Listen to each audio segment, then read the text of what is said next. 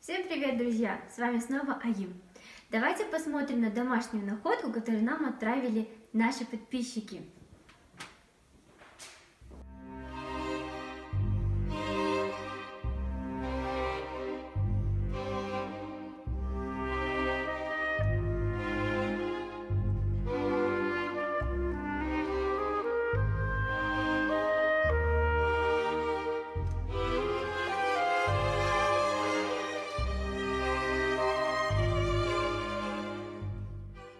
Здравствуйте, меня зовут Стрекшак Ксения.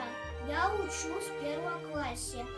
Школа 31. Дома я нашла такую книгу. Мам, что это за книга? Книга досталась нам от бабушки твоего отца, Анны Степановны Строкшас.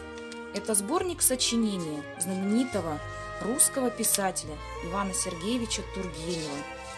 Роман «Отцы и дети». Обрати внимание на дату издания.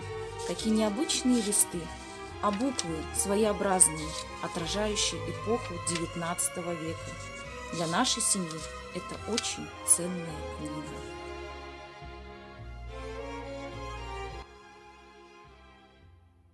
А теперь следующая находка.